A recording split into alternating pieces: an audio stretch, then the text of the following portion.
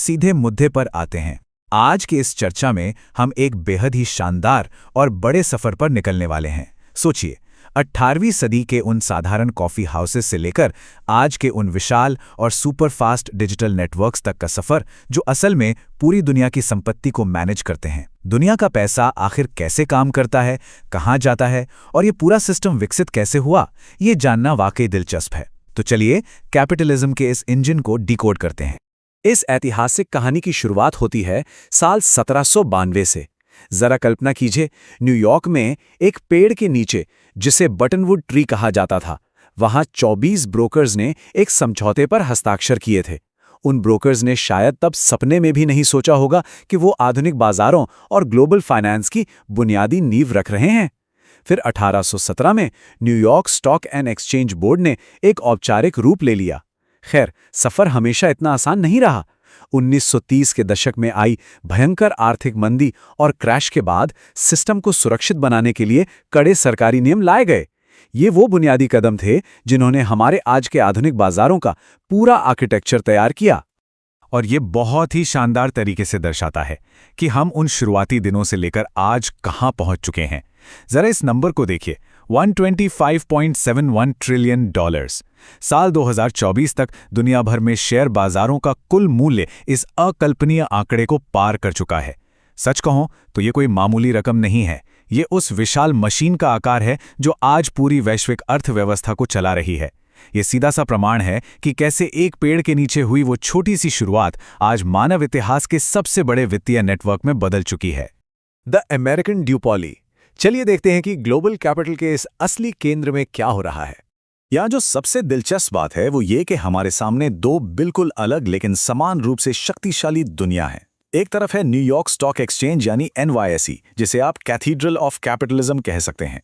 44.7 trillion dollar के भारी भरकम मार्केट कैप के साथ ये अपने सख्त नियमों और दुनिया की सबसे बड़ी स्टेबल कंपनियों के लिए जाना जाता है। और ठीक इसके सामने है नैस्डैक, 42.2 ट्रिलियन डॉलर के मार्केट कैप के साथ। नैस्डैक असल में दुनिया का पूरी तरह से इलेक्ट्रॉनिक पायनियर है, जो टेक फोकस्ड और तेजी से बढ़ने वाली कंपनियों का सबसे बड़ा इंजन है। इन दोनों की असली ताकत का अंदाजा लगाना है तो इस बात पर ध्यान दीजिए कि दोनों ही एक्सचेंजों पर हर महीने लगभग 2.7 ट्रिलियन डॉलर का कैश इक्विटी ट्रेडिंग वॉल्यूम होता है। ये दोनों हब्स मिलकर ग्लोबल इक्विटी लिक्विडिटी का एकदम कोर यानी मुख्य केंद्र बनाते हैं।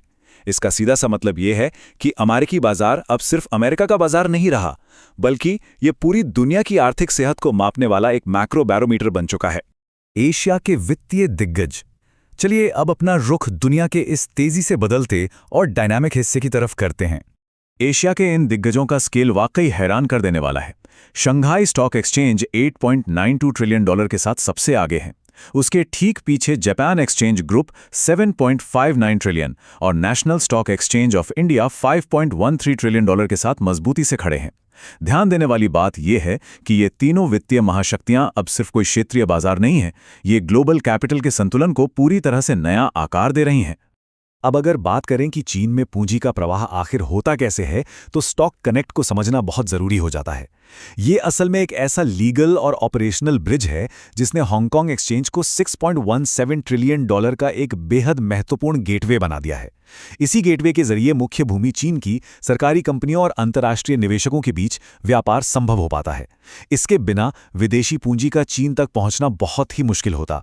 दिलचस्प बात यह है कि एशिया के ये एक्सचेंज केवल साइज में ही बड़े नहीं हैं, बल्कि ये अपने अपने क्षेत्रों में बिल्कुल अलग अलग उद्देश्य पूरे करते हैं। उदाहरण के लिए शेनज़ेन स्टॉक एक्सचेंज एक इनोवेशन सैंडबॉक्स की तरह काम करता है, जो चीन की रिन्यूएबल एनर्जी और प्राइवेट टेक कंपनियों को फंड करता है।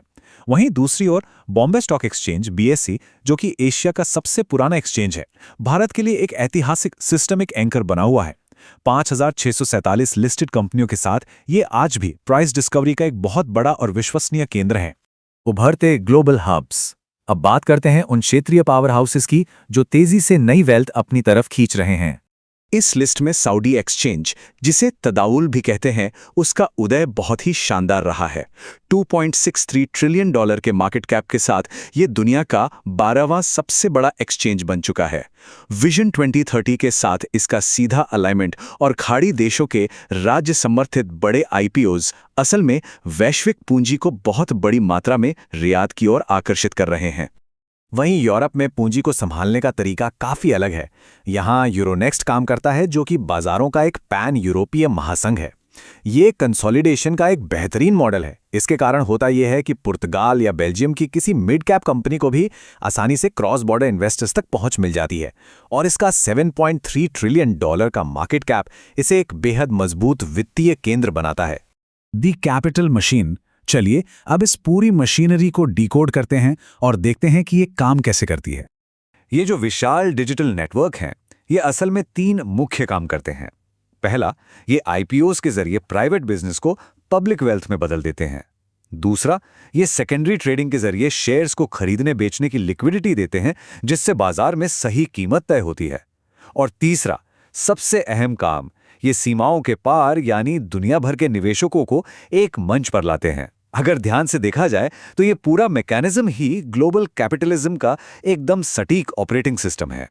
और अब एक बहुत ही चौंकाने वाला तथ्य, अक्सर सारी सुर्खियां और ग्लैमर नए आईपीओज को मिलता है, लेकिन सच तो यह है कि संपत्ति निर्माण का जो असली इंजन है वो इन प्लेटफॉर्म्स पर रोज होने वाली सेकेंडरी ट्रेडिंग है।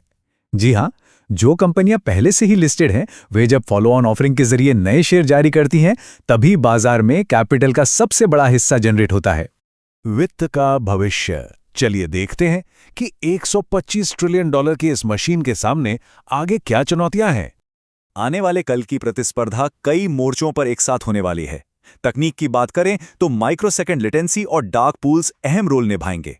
रेगुलेशन के मामले में विश्वसनीयता बनाए रखने और फालतू की जटिलताओं को कम करने के बीच एक बहस बनी हुई है।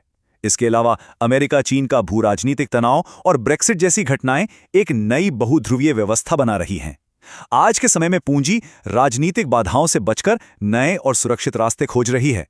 और हां, ESG बॉन्ड्स और डिजिटल एसेट्स जैसे नए निवेश के तरीके इस पूरे खेल को ही बदल रहे हैं। तो अंत में हम एक बहुत ही दिलचस्प दोराहे पर खड़े हैं। जैसे जैसे वैश्विक शक्ति के केंद्र बदल रहे हैं और तकनीक की रफ्तार तेज हो रही है, एक बहुत बड़ा सवाल सामने आता है।